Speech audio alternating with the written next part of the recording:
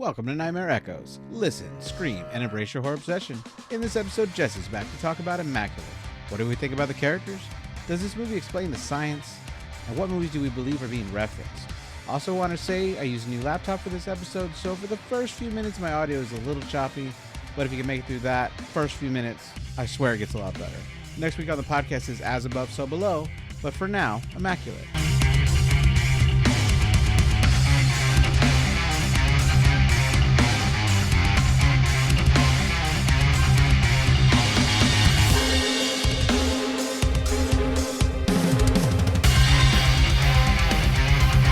Hello, everybody, and welcome back to Nightmare Echoes. I'm your host, Elazar. I'm joined again by Jesse. Jesse, how's it going? Peachy. Jesse, what are we covering today? We are going to be covering Immaculate. Yeah, directed by Michael Mohan, written by Andrew LaBelle, starring Sydney Sweeney, and she had auditioned for this movie 10 years before. Funding got lost or something, and she never heard back. And after she made a name for herself, she's been in some good TV shows and some good movies. She had a lot more power, and she called the writer of it, said, "Hey, I'm Sydney Sweeney. You might not remember me." And he goes, "Oh, I definitely know you." And she's like, "Oh, I was wondering if I could take it upon myself to produce this movie that never got made for your script. Would you allow me the chance to try?" And so she called the director who she's worked with on a TV show and asked if he would direct it. She got the financial backers on her own. She did all the work to make this movie happen and then starred in it. So she is not just some honorary producer title. She really worked hard to produce this thing, find time in her schedule to make it all happen. I thought that's kind of cool. Yeah. That she wanted to happen. But she stars as the main character, Sister Cecilia. It had a budget of $9 million and it made $27.2 million and it's by Neon Entertainment, working with Black Bear. But Neon has also put out Longlegs, Infinity Pool, Parasite, and Cuckoo, which are all pretty good. I would say I was not that big a fan of this. No. Okay. Don't want to offend anyone who's a fan of it. I get it. No, Yeah. I get it. It's interesting because in the same year, even though this was written 10 years back, there's a lot of movies that are references for a category that people call nunsploitation, which I think is funny. But it comes out, and then just 2 months later, The First Omen comes out, which is a very similar story. Yeah. They're both nuns who are birthing maybe the Antichrist. We don't know. Right. And it's interesting that they just came out in the same year. I like them both. I probably, same thing, spoiler. I think I like The First Omen better. But I had fun in the movie. I think it does graphic stuff really well. I get that what it was going for. I think it had some good funny moments in it. I think it had great acting. Yes, this is true. The acting was really good. And in fact, the guy who plays the priest, Sure. somebody I'm already a fan of because he was the main character in La Casa de Papel, which is a fantastic Spanish TV series from a few years ago. Okay. So I already knew him from that, and I knew he was fantastic. And I saw him in this, and I'm like, oh, wow, he's Spanish, but he's playing an Italian. Okay. Yes, Yeah, I mean, if Sean Connery can play a Spaniard. True. Although, actually, I don't know if they, I guess You're talking about maybe he's not the father? Sorry, maybe he's not yet. Yeah, the priest. Oh, Yeah. that's true. He could have been flown in from another location, moved there. Yeah. Yeah, that's true. Do you want to give or I guess we kind of did already kind of give a small summary. A summary would be, I guess, this is a movie about a nun who becomes pregnant under mysterious circumstances, and, she is not free. Let's say that. Okay. She is not free to roam about the cabin. Not focusing right. All right. So the movie begins. We get the Sister Mary. She's praying. Then she's trying to sneak out of this place. She breaks into Nun Superior's room. She's sleeping. She tries to take this large thing of keys, which seems impossible to do quietly, and then sneak out of the grounds. She's trying to unlock this gate in the front, in which she sees that these cloaked figures are coming at her. She tries to squeeze through the bars. She almost makes it, but someone grabs her leg. And in this crazy scene, they snap her leg in half, somehow knock her out. She wakes up. She's in a coffin, and she has a lighter or a match. She can see that she's in a coffin, and she's buried alive. Which is a bit odd. Yeah, especially for, someone in the church to have to worry about that. You wouldn't expect it, yeah. Right. And then we cut to Sydney Sweeney, who is playing Sister Cecilia, who is being stopped by custom agents because she arrived in the country with no return ticket, and they're not used to that. She's trying to explain to them that she's moving there because her place as a nun shut down. There was an opening here, and they've invited her. One custom officer seems it's a little suspicious because she's so young to be a nun. The other guard, in Italian, because she doesn't speak Italian, is saying, like, what a waste. She's so beautiful. Why would she be a nun? Yeah. Which seems to be a lot of people's comments throughout the whole movie. Right. They didn't really explore that anymore. I mean, they keep saying it, right? But they don't really explore that. They don't really go into it, like the significance of her becoming a nun so young. You know what I mean? I mean, they mention the backstory, but they don't really. Yeah. I mean, it's kind of a generic backstory. It doesn't really explain everything. Right. I guess the way she put it is, after almost dying or almost drowning, she might have been legally dead for 7 minutes or something. Yeah. They brought her back, and she woke up knowing that God had saved her life for some purpose. Right. And that's why she became a nun. But I see what you mean. But it's just that. Right. I mean, there's nothing further. She doesn't have to struggle with that, or they don't really bring it up in any capacity that matters for the plot. Yeah, she says to those custom agents that it really wasn't a decision for her. Yeah. It was just who she is. Yeah. So I guess that's the movie's way of saying, don't ask about it. Sure.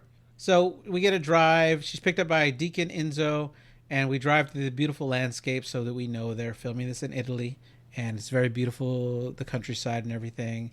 And then she gets to this, what looks like a castle, but it is their, what do they call it? Convent. Convent, thank you. Yeah.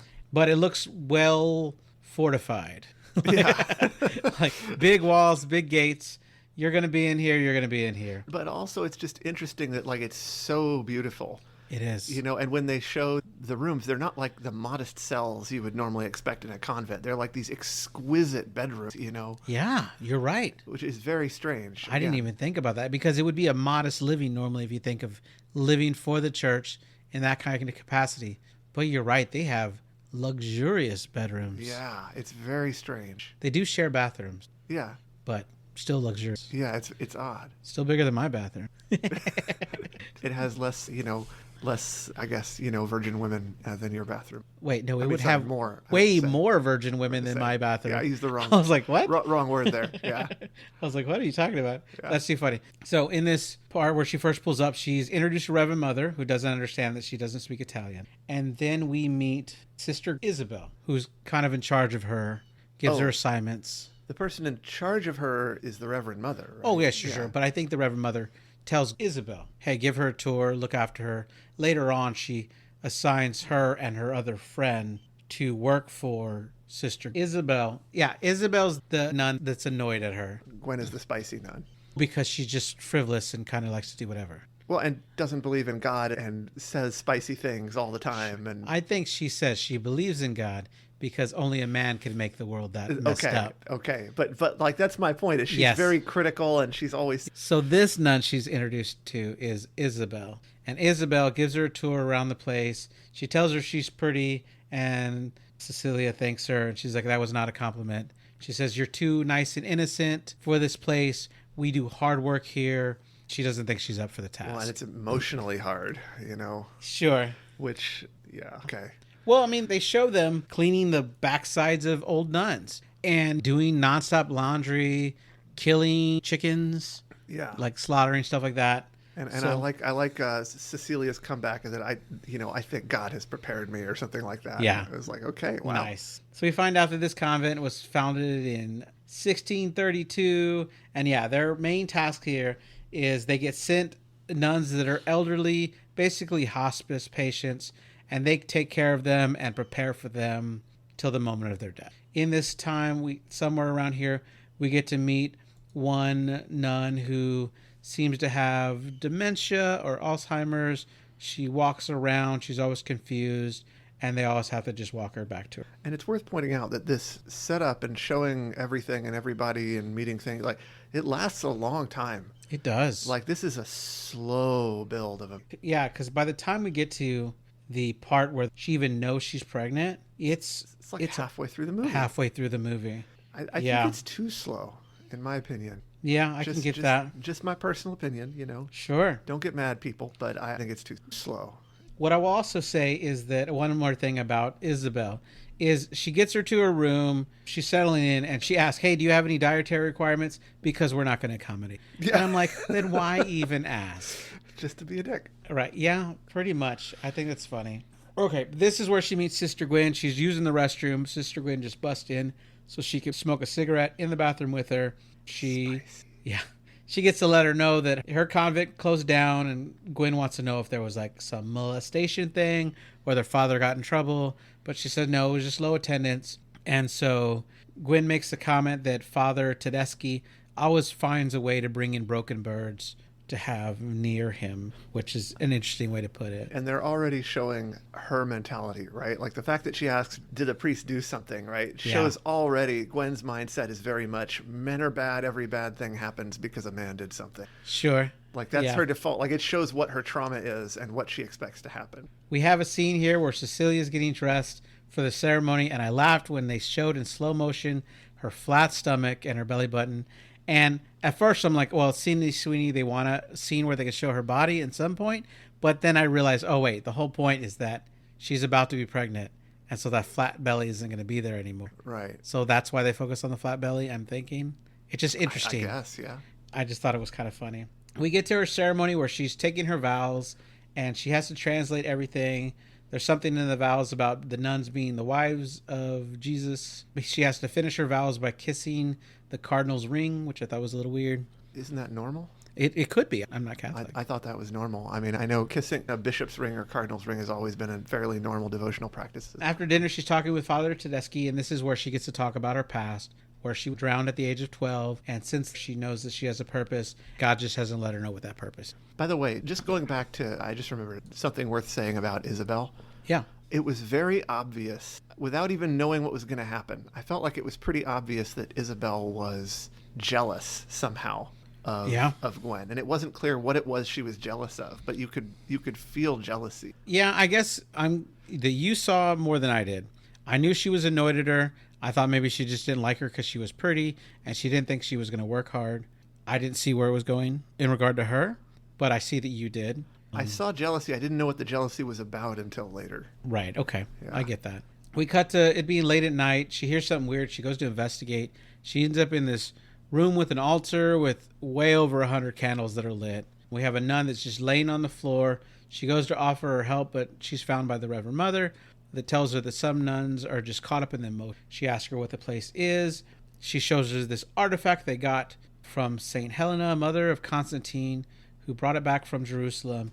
And it's one of the nails that Jesus was crucified to the cross. And then she goes on this whole thing about suffering being a gift, right? Which they said they make this scene look important, right? Like you feel like this is going to be an important theme in the movie, the idea of suffering as a gift. And I was interested to hear more about that, and it just fell on the floor, and they never brought it up again. I don't know what they were talking about. I don't know what they were getting at there. I don't know. Maybe they're trying to prepare her, but for what she's about to go through is a good thing. Because right here is where she faints, and she has this weird dream of all this weird stuff happening, which very much mirrors the first Omen and things that happen in that movie, which I know you haven't seen yet. But it's interesting because they're so parallel. I mean, what she's supposed to go through isn't really about suffering. It's just she's supposed to go through just motherhood, right? It seemed like she was saying, I don't know. I just felt like they set up an idea that they didn't really expand on any further. And I was a little disappointed. I can understand that. And also, we don't hear that much detail about the older nuns with dementia or whatever, but it seems like they are aware of what's going on in a way. Some of them do, yeah. Yeah, like, I mean, either because it happened, I mean, I guess they've seen it happen before, or I don't know. Well, they have been trying for 20 years to make this experiment work. Sure, and I guess they've just all gotten used to it. So some of these nuns that are there probably were from this convent and know about it. Yeah. But I would imagine not all, because they say nuns get sent from all. At first glance, it seemed like the trope of, like, old crazy people are aware of things that the rest of us aren't, but I don't think that's what it was. Yeah, I've seen that trope with kids and animals as well. Right, yep, absolutely. I don't think that's what they were doing, though. I think it was more just they're experienced because they were in this convent, so they've seen what's happened. Yeah, but it did feel that way. It did at first. Yeah. So after she faints, she ends up in a confessional, and this is all a dream. She's trying to talk to the father, and every time she looks up, he's further away, and this confessional gets wider and wider and wider until he's eventually gone. And when they get this big jump scare, Someone grabs her face. She's pulled backwards, and now she's in this dark room. She's laying down, and these 3 hooded figures, they're looking over her. They grab her face again. Now there's 4 figures, and they're much closer, and then she's being stabbed in the chest, which immediately wakes her up from her dream or whatever it was. And we suspect, okay, that dream probably means she was drugged with the wine and they did something to her physically while she was passed out, and that's what was being represented in the dream, right? Exactly, which is very reminiscent of Rosemary's Baby. Yep.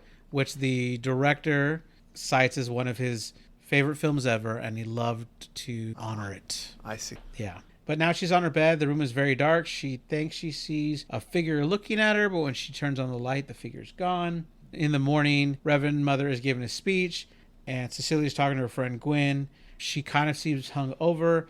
Gwen makes a joke that she had too much of the blood of Christ, and they both laugh, which gets them both in trouble. Of course. I mean, I remember school doing this, Yeah. making a joke, getting laughed, and we're both in trouble all of a sudden. But because of this, they get assigned to Isabel. And Isabel walks them through all these daily tasks. During this, we get it's kind of like a montage of them going through different things like slaughtering the chicken, doing the laundry, cleaning up after the women. At one point here, she's doing the laundry, and Isabel's just giving her this death stare. Kind of looks like Michael Myers from behind the laundry, just staring up at her at the window. And the scene where she is supposed to kill the chicken and she just can't do it. Yeah. She just can't do it. And that's kind of important because they're setting up her transformation, right? Yes. And at this point, it does kind of prove that Isabel was a little bit right. She's too sweet and innocent to do this job. That's true. It does kind of prove that. And it shows how far she's going to come by the end of the movie when, well, we'll see. Right. At one point, Cecilia's getting into bed. It's super quiet. There's no music. It's very dark. We see this pair of scissors comes up. Cecilia notices them, and the scissors just cut off a piece of her hair. And it's one of their elderly patients who is just lost, we think. But Cecilia gets up, walks her back to bed, but she never takes that hair back, which becomes important. Yeah. The next morning, they're bathing. Gwen and the other nuns are with Cecilia. She's telling them what happened the previous night. And Gwen tells her that she was once beaten up by boys, and she saw the nuns' life as a good life where they never had to take off their clothes for their job. They always had food and a place to sleep. And this is where she says that she does believe in God because only a man could be responsible for the world. And then Cecilia vomits. And that's like the first sign of maybe morning sickness. But I do want to say during these bath scenes, it's a little weird how revealing the clothing is because they're nuns. Right. And you're dressing them in this white clothes that get kind of see-through as they got wet. I just thought it was weird. A weird choice to film. Well, it's because they're trying to, they're trying to excite the viewers despite the fact that they're nuns, right? Yeah, just, which is why they call it nunsploitation. I mean, I guess some people have a thing for nuns, right? Yeah, it's just, okay, maybe. Yeah, I guess so. I just thought it was an interesting choice. We see her get a checkup by the doctor. She has to pee in a cup while they're waiting for the results. We see the shadow of a nun walking through the laundry. And when it passes by, she has a red face, which is totally weird. Then a bird crashes into the window, which scares her. Well, a red face meaning she has like a red cloth in front of her face. Yes, but it's done so fast. You're like, what was that? Yeah. I mean, you pause or rewind it, you see it. Later in the movie, you see him clearly. Yeah. She gets inside this room. The Reverend Mother called her in. The Cardinal's there, so is Father Tedeschi and their doctor. They all want to know if she's kept her vows. First, they ask her what her vows were. She goes over them all. Vow of poverty, vow of chastity, a vow of obedience. They ask her if she kept the chastity one, and she's like, why are you asking me these questions? And they're like, just answer the question. She's like, I've never been with a man. And so then they reveal that she's pregnant when they bring in this sonogram and they put it on her belly to show her that she has a baby inside. Sister Isabel is the one that brings in the sonogram machine. They also mention that her hymen is intact. We see that she has this file on her. There's like this red folder with her picture in front. It's got this file of all her history. Mm-hmm. She finds that out later, but it's just weird. They won't let her see it. She kind of wants to see it. And then Father Tedeschi tells her that God saved her for a reason, and that reason was for her to have this immaculate conception. And my thought at the time was like, it's crazy that they believed her. In most movies, yes, they wouldn't believe her, right? They wouldn't believe her. And I was kind of thinking, well, that's kind of a good thing because we can get past all the everyone not believing her sort of, I mean, which we all know how it would play out. But it's just weird, right? Mm-hmm. And of course, later we know why they believed her. Yeah. We have a scene where she's crying and Gwen is crying for her as well, but Isabel is really pissed off. And they're like, suddenly she's this celebrity, right? And they're parading her around in fancy clothes and venerating her and everything. And man, I was just thinking, like, that's got to be horrifying for someone who went so far as to become a nun in some obscure convent in order to be humble and anonymous, you know? Right. Now you're getting the exact opposite of what you thought she signed up for, right? And it's like, Yeah.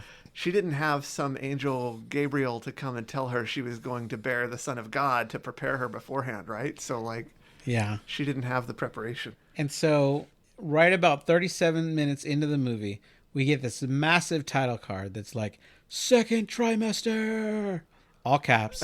It's really weird. It just felt like you had to yell it. And we see her vomiting again, and she vomits out one of her teeth. But yeah, she's treated like royalty. Everybody except Gwen, who just treats her like her best friend. Her food comes out on a silver platter, where everybody else has just got these normal plates. But they're like, remember, you're eating for two now. It's really but they weird. Give her so much food. So strange. Later, she's taking a bath by herself. This is where Isabel attacks her, tries to drown her. She tells her that it should have been her. Other nuns come in. And she says they have to try again with me. Yeah, they have to try again with me. Immediately makes you wonder what they did. But I thought it was interesting. The first nun that came in calls for other nuns to rescue her, doesn't jump in to pull her off. Yeah, I know. Like, you two, you go save her. I know. I thought that was kind of funny because she could have died in that time. I know. You're calling for more I was help. thinking that too. Then we cut to the doctor and Father Tedeschi.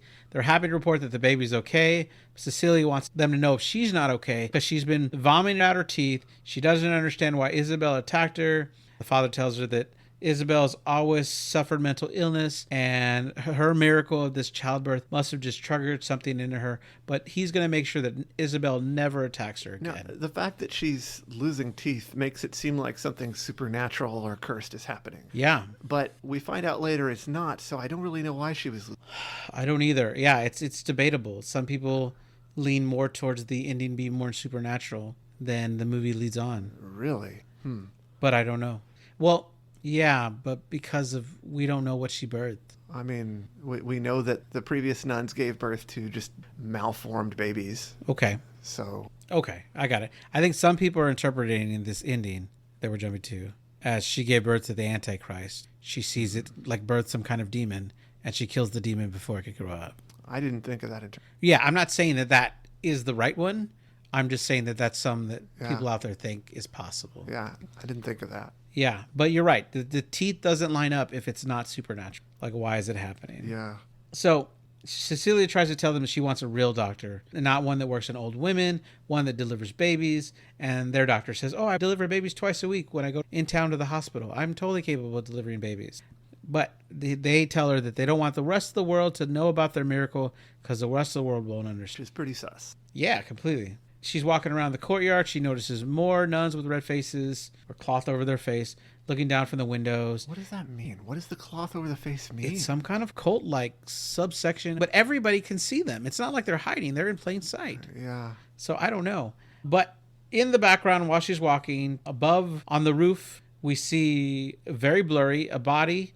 We see it jump. We see it fall. And we hear a big thud. Cecilia turns to run over. They reveal a very bloody body, an unrecognizable face, but another nun instantly identifies her. Damien, I did this for you. Exactly. Yeah, so many of these mirror The Omen. The Omen. Yeah. And yeah, it's just crazy. During the funeral, Gwen is trying to whisper, but is too passionate about telling Cecilia that she can't trust this place, and she gets caught by Father Tedeschi. They make a big show. She makes a big show about cursing, saying that nothing here is right. How is no one asking for answers? Someone's dead. Cecilia's pregnant out of nowhere. They need answers, and the father and I think the deacon come up and drag her away. At night, Cecilia's in her room thinking.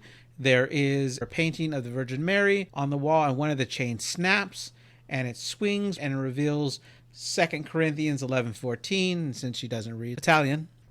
2 Corinthians 11:14, and no marvel, for Satan himself is transformed into the angel of light, though her version says masquerade. Yeah, so Cecilia goes into Gwen's room, but she isn't there. She explores to find some answers, and she's able to find her file, and she sees that they have all the information about her drowning all the way to her records of her DNA. that they've been following her for some time. She explores more when she hears Gwen screaming. She walks into a room where she sees a light from a crack in her door. She ducks down to peek, and she sees more of these red-faced nuns, and they have Gwen strapped to a chair. One of them uses a tool to pull her tongue out and then severs her tongue with a knife right there, and the camera shows it all. Which is very medieval. Yeah. Very medieval. Some sort of medieval punishment for heresy, sort of. So... And I was like, why was Gwen so stupid? Like, I don't know. As to just openly revolt in the most obvious and useless way. Maybe right? she didn't know how widespread it was. I don't know. Maybe. But yeah, it's dumb. She got caught. In that scene, if you watch her peeking through the window through the keyhole, the director points out that he filmed it. She said, "Oh, I can cry on command." She makes a tear happen and like that. And the way the director said it, she made the tear fall. It's a real tear. Center camera, right in the middle of the whole frame. And he couldn't have asked her to do that perfectly. Yeah. He's like, she's such an amazing actor. Everybody was like shocked. Like, you're seeing this, right? It's falling perfectly center in the screen. Which I just thought was insane. Rewatch it. I had to watch to see what they were talking about. Yeah. Because of course the director's obsessed with things that go perfect on camera. Right, yep. Which I thought was fun. But as she turns around... And plus, I mean, they can only cut out her tongue once because she's only got one tongue. Right? You're not wrong. So she turns around to leave, but then that older nun that had cut off her hair earlier shushes her. She tries to say that we need to get out of there. And the woman says that she'll never leave and hands her a doll that she made out of Cecilia's own hair. It's very strange. For the baby. Very strange. It is. This is a strange place. Yes. The people here, I dare say, are not normal. You're not wrong. So then we get the scene where everybody wakes up. The Reverend Mother, Father Tedeschi, other nuns are running because they hear Cecilia screaming. They enter the room. There's blood everywhere. And it looks like she's had a miscarriage. Reverend Mother calls for an ambulance, but the father stops her. She pleads that she doesn't want to die, and the father carries her. And so they call for a car, and they start driving her to a hospital. And I like the fact they've deceived us here. Oh, yes. It's always fun when they manage to deceive the audience a little bit. Yeah, I was a little suspicious in this one. Yeah. I was like, this is too convenient for Cecilia. Yeah. But Reverend Mother's praying as they're driving her to the hospital. And as she's gathering up the sheets, as she's praying in the bed, she wants to clean the sheets. She looks down and she sees more blood on the floor and a feather. So she looks under the bed to find a dead chicken, which apparently now Cecilia's had no trouble in killing. And that shows progression. Right. Things have progressed. So she calls the father while he's in the car. Cecilia still has this fake act going on of screaming like she's in pain. But Father Tedeschi gets this phone call, tells him to stop the car. Now that she's found out, Cecilia gets out of the car and starts running as fast as she can, but she's not able to outrun the two men who tackle her. We cut to her being naked in the shower. That was a really clever ruse. I would not have thought of that. Yeah, I mean, I don't know that I would think of getting trapped into a pregnancy I didn't expect. But I'll tell you what, if I was pregnant, I would not have expected it. Yeah. That's true, too. So she's in the shower. Reverend Mother is there bathing her. She's got a hand over her breast, and she's shivering like crazy. The director says they heated up the water so that she wouldn't have to be cold. And when they dumped the water on her, he thought she was acting. Because she's such a great actor, he had no idea that the water was freezing and something went wrong with the heated water. And there was no heated water when they dumped it on her. Oh, wow. So she didn't complain. She filmed the scene when they were done. It took her a while to warm her back up because that water was ice cold. Yeah, wow. I mean, I guess if you're an actor and you get shocked like that, you're going to do a really good scene. You're going to be like, well, I better not waste this. Yeah, right? Could be. But she was understanding that it wasn't on purpose. He wasn't being some jerk director who's like, oh, I'll just pour cold water on her so she doesn't have to act. They did take steps to try. They don't know what went wrong, why the water was cold when it dumped out. Yeah. Then we see her strapped to a wheelchair. I did miss something that happened earlier when she was tending to the older nuns, that one of them had a marking like they've been... Oh, they had crosses on their feet. Right, they had been, what do you call Scars. branding, right? That is a clue to what's going to happen next. The father comes up to tell her that she's safe, and she demands to know what he's done to her. He pulls out the nail from the altar that we saw earlier and says that this is proof of Jesus' sacrifice, And he talks about how they found blood, but also tissue and bone, which gave them enough genetic code to reconstruct the DNA of Jesus so that they can force a baby genetically of Jesus. A clone, yeah. A clone, right. Which maybe makes some sense. The suffering is a gift. Jesus' suffering is a gift in the sense of giving them that genetic material. Right. I don't know. Maybe. All I'll say is, in this scene, the priest has really cool, ominous black gloves that just make him such a good villain. Yeah, that's true. He is a good villain. The director asked to get in contact with some expert on the subject, so they put him with someone with a PhD in genetics who works at MIT, who did talk to him about the concept in the script, and he said that you need to include that you found bone, because tissue degrades over time, blood degrades over time, but bone will last longer, and you should be able to pull DNA out of bone. And so so he adjusted the script to add bone for that, so that it could be as close to plausible as possible. So she calls him insane. He wants to show her his work. He wills her through this laboratory of all his failed attempts over the last 20 years, and we just see jar after jar of all these fetuses. He says that's not going to happen to her. She will be his success. Kind of weird that they keep them all in jars instead of burying them and hide the evidence. Yeah, that is weird. They go into another room. We see a man holding a big metal stick into a fire, and when it comes out, it's that branding iron. He hands it to the father because the father wants to brand her himself. We see her getting branded on one foot. Then we cut to her being wheeled into her room, but both of her feet have bloody bandages on them, so that we know that both of her feet have been branded. Making it, therefore, impossible for her to walk temporarily. Yeah. And then she jumps out of her chair. She obviously can't stand. She's on her knees, banging on the doors, demanding to be let out. And then 1 hour and 2 minutes into the film, we get a massive title card that says, "Third Trimester." Because that's what it looks like. It does, kind of. She's in the confessional with the cardinal. She's telling him that this isn't God's work. And the cardinal responds, "If it isn't the will of God, why does he stop it?" Which is, I think, probably the justification for a lot of things that have been done for thousands. That sentence. It's unfortunate. Then we see her massive belly during another sonogram. And the doctor's so excited about how well things are going. He leaves the room to tell someone how healthy the baby is. Lets the Reverend Mother handle the sonogram to see the baby. She gets so excited. She's so into this that she doesn't notice that Cecilia grabs this massive metal cross, slams it over her head. She hits the floor, and Cecilia keeps slamming it, and I think she hits her over the head 7 times. Oh, it was 7 times? I think so. Not 70 times 7? No, just 7 times. She had to get out of there. Yeah, but it is a symbolic number. I'm just saying. Yeah, you're right. She walks out of the next room, then her water breaks, and she's like, "Fuck."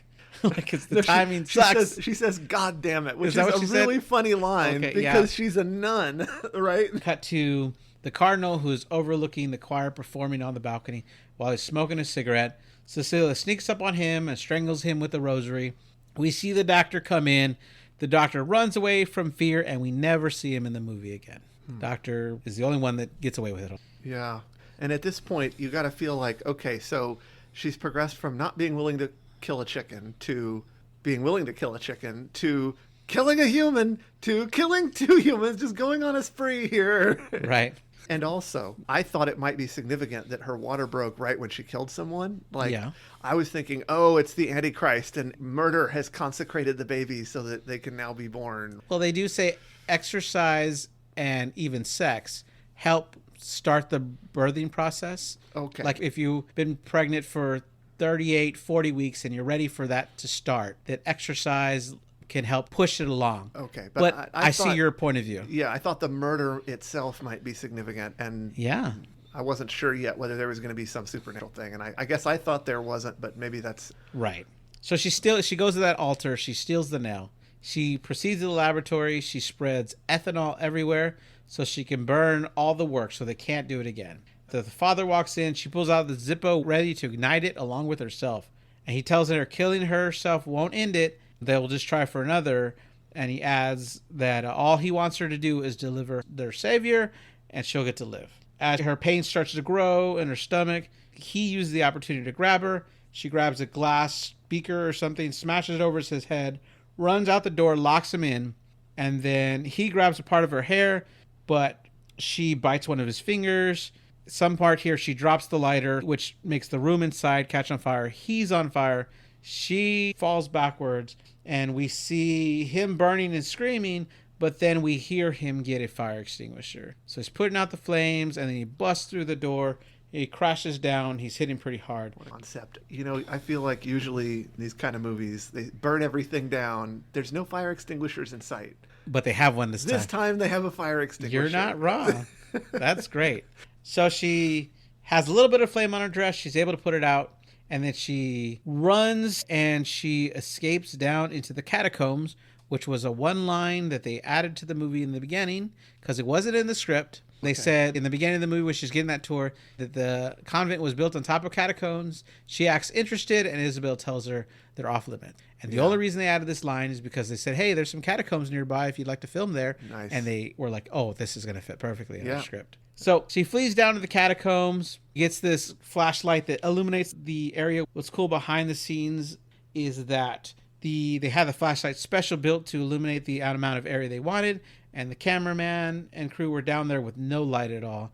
The only light to film the scenes was the light from her flashlight, which I thought was pretty cool. She goes through the maze. She's hiding from the father who's using a lantern.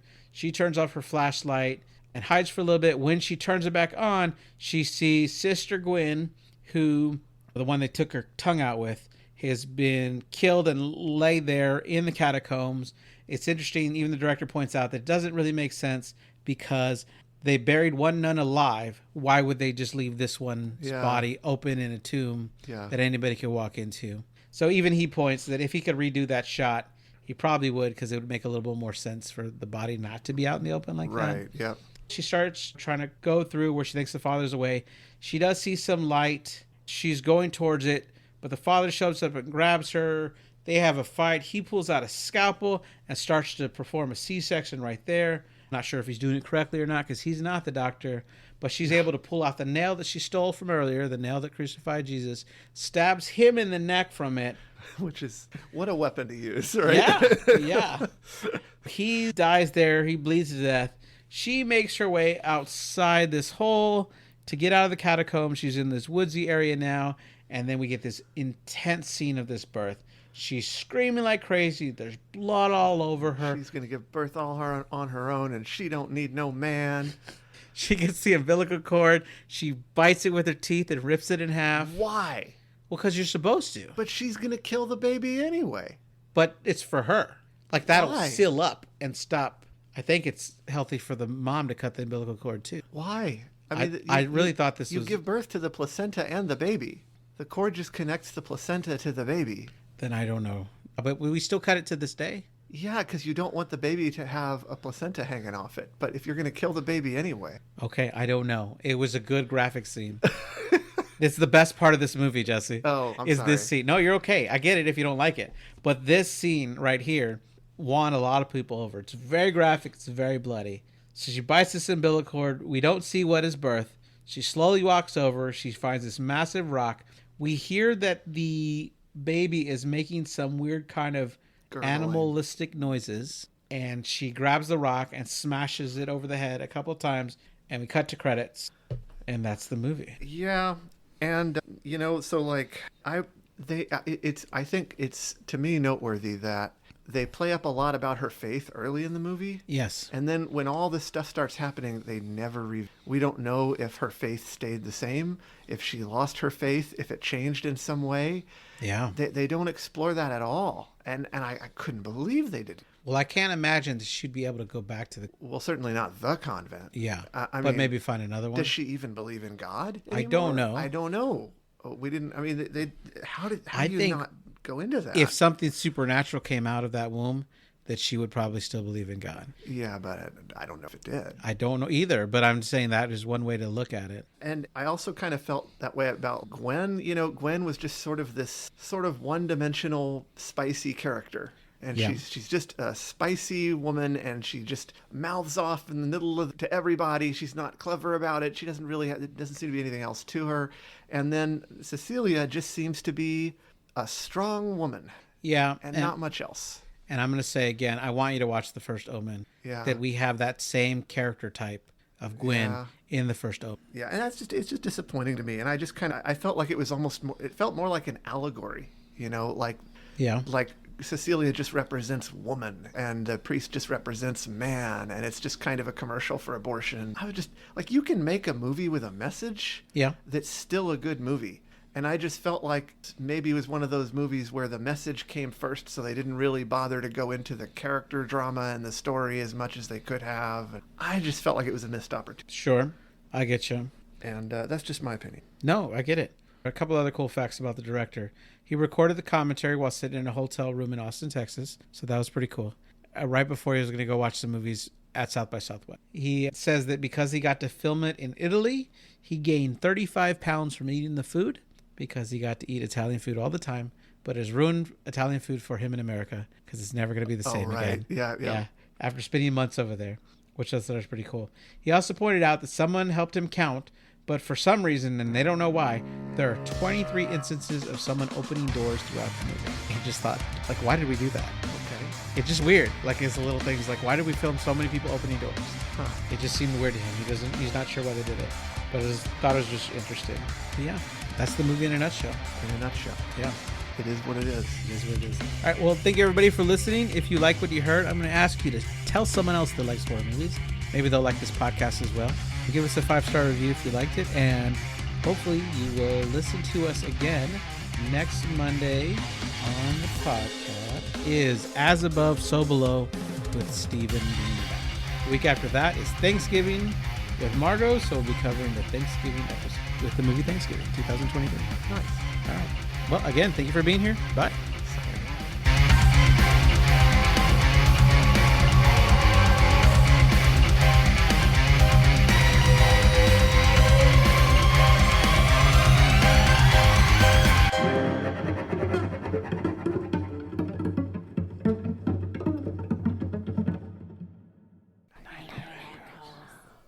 She has to bring out her Bible to translate, and it says, "And no marvels, for Stan himself is transformed into the angel of light." Satan himself. Thank you. Not Stan. Let me just repeat it. I typed that wrong. Hold on. Stan. That's such a meme from now on. Yeah, that'll go into our goofs. Don't believe the word of Stan. I'm never going to get this fit. I'm sorry. You're good. Hey, we're having a good time. That's what matters. 2 Corinthians 11:14. Sorry. Don't believe the word of Stan. Only listen to Jess. I'll slap you. I'm going to slap you. Jess. And Chris, our Lord. Okay. All right. Stop it. Oh, I got it now. All right. It's a typo, damn it. Oh.